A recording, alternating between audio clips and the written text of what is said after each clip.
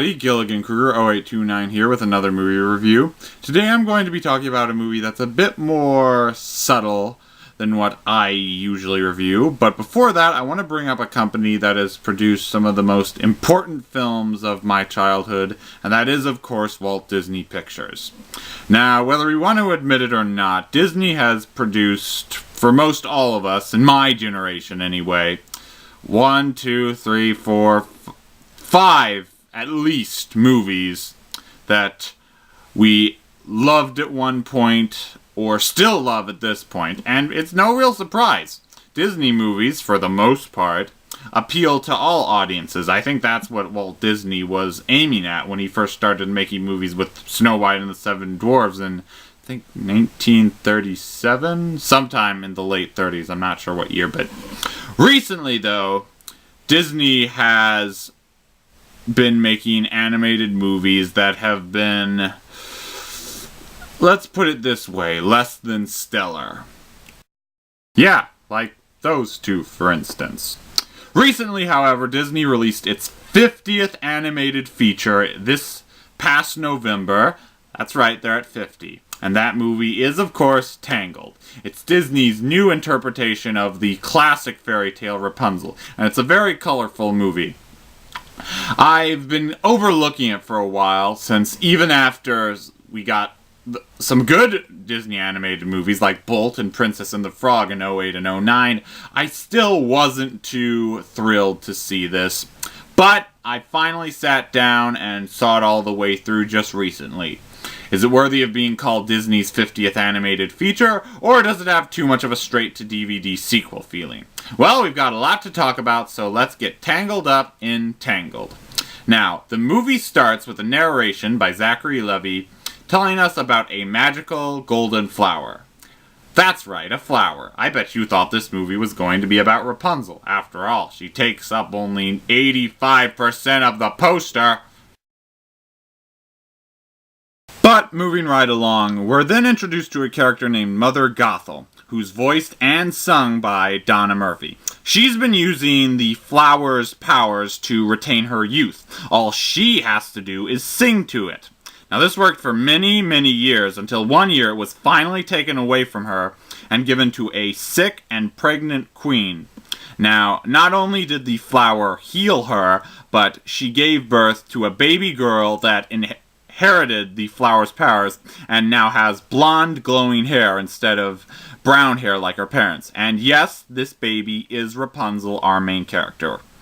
But Rapunzel's powers did not go unheard of for very long, and she was taken by Gothel from the castle and taken to a tower. Now, Gothel raised Rapunzel on the idea that they were mother and daughter. Obviously, she knows otherwise, but Rapunzel just thinks Gothel is her mother because she hasn't known any better. Now, Rapunzel has to sing the same song to keep Gothel's life in check. Otherwise, she'll shrivel up and die.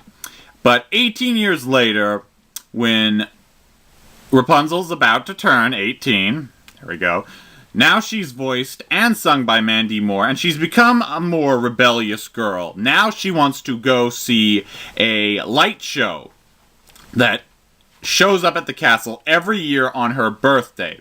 But her mother's like, no, it's a bad idea, you shouldn't go at all.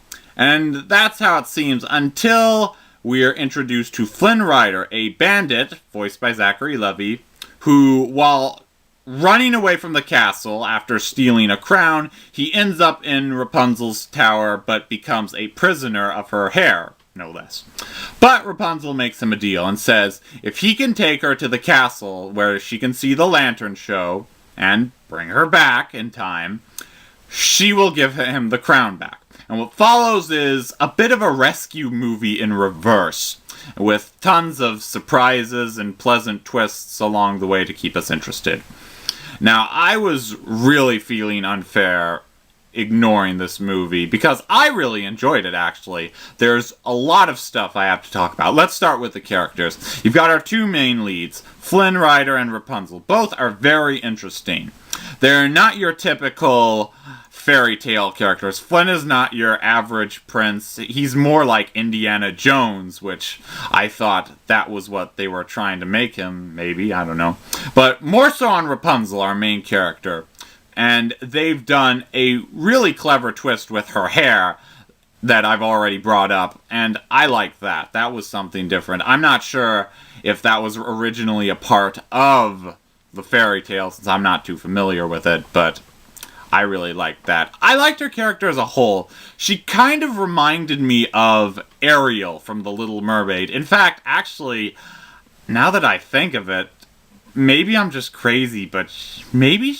Does anyone else think Rapunzel kind of looks like Ariel if she was animated in 3D and given blonde hair? I don't know, maybe I'm just seeing things, but sticking with this movie, I really liked that character. I thought she's one of the more interesting Disney princesses I've seen, to be completely honest, and the whole thing, I could go on with how much I like the whole hair twist, but I'll sum it up that if I haven't mentioned it before, basically it retains its immortality as long as it's not cut. And on this, I kind of saw a resemblance to Samson and Delilah. I'm not sure if that was what they are aiming for, but again, a very clever homage to their part. But it's not just the main characters. There's a really nice supporting cast, too. In particular, we have two really funny animal roles. One is a horse named Maximus, who frequently acts like a dog. Who would have guessed? And the other is Rapunzel's pet chameleon named Pascal. There are several really funny moments. It's some of the funniest moments in the movie from these characters. And again, really nice additions to the cast. Most everyone here is funny. There are also a group of ruffians and bandits they meet later on. Still really funny. I really like them. And of course, we have the villain, Gothel, who I wouldn't call one of Disney's best villains, but is still an interesting character. Though now that I think of it, every time I saw her, I thought maybe she's the female equivalent of Frollo from Hunchback of Notre Dame. Because think of it. She kidnaps a child, locks her up in a tower, tells her to commands her to never leave, and frequently tells her the world is a bad place. Anyone else notice that? I did. But, sorry, there's a lot more than just the characters. The animation is absolutely beautiful in this, and the only regret I have is that I didn't get to go see this in theaters or in 3D. I'm not sure if it was in 3D, but I'm betting it would look absolutely beautiful. And it really captures these fairy tale settings and hillsides and lakes, especially the whole lantern sequence that we're being built up to throughout the movie. That's really pretty. The story, also really nice. Really puts a lot of twists on the tale we knew, just like Princess and the Frog did. And it's got a lot of charm and humor to it, as I probably addressed earlier. Like, there's one scene that is when Rapunzel has just left the tower, and she's going through all these constant mood swings. Like, one moment she's like, oh, I'm a terrible daughter, I shouldn't have left. Another time she's like, woohoo, this is the greatest moment of my life. Now, I don't know why, but I thought that scene was done with so much charm, I couldn't help laughing at it. And I probably would think it would have been boring in any other movie, but it's done so well here. And, of course, though, some Disney fans will occasionally watch a movie just to hear its songs. And that's another big thing you're practically asking. How are the songs in this movie? Of course, they're great. They sound good. I really like these. Obviously, when you've got the composer, Alan Menken, who did not Lion King, Aladdin, Little Mermaid, Beauty and the Beast, Hunchback of Notre Dame, among others, you know you've got something good, and they're really good here. So much is really good here that it's handled with charm, humor, and intelligence that they really make this into a great Disney movie, and a really good way for them to end the decade for animation. Now, there's one small complaint. In fact, I'm not even sure it's big enough to call it a complaint, but it's something I want to point out anyway that I have with this movie.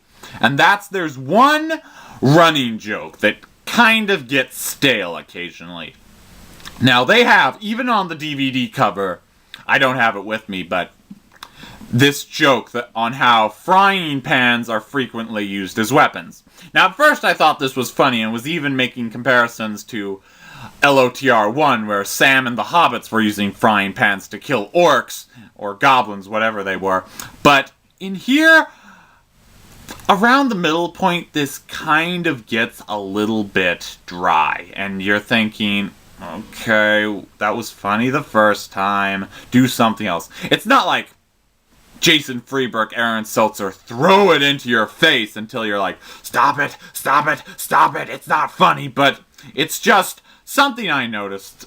And I mean, who would have known frying pans were such dangerous weapons? I mean, I don't know about you guys, but if I were King Arthur, I'd ditch Excalibur and get one of these things. The Lady of the Lake, her arm clad in the purest shimmering samite, held aloft Excalibur from the bosom of the water, signifying by divine providence that I, Arthur, was to carry a frying pan.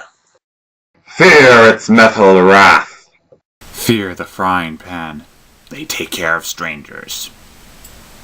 But, okay. I had to throw that out there. It was just something I noticed. Not really a complaint, just... You know what, I'm gonna stop talking about it, because bottom line is, I really enjoyed this movie. I thought it was good on pretty much every level, except for that one small joke I told you about.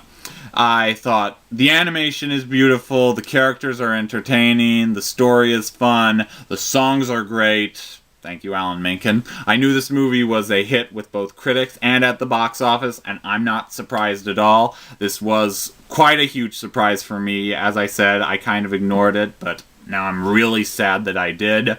If you like Disney movies, if you like animated movies, if you just have kids and want to have a good family movie, then I definitely recommend you check Tangled out. It's enjoyable. I liked it more than Bolt and Princess and the Frog. I can't believe I'm saying that, but I definitely have to mention that. It was just such an entertaining movie.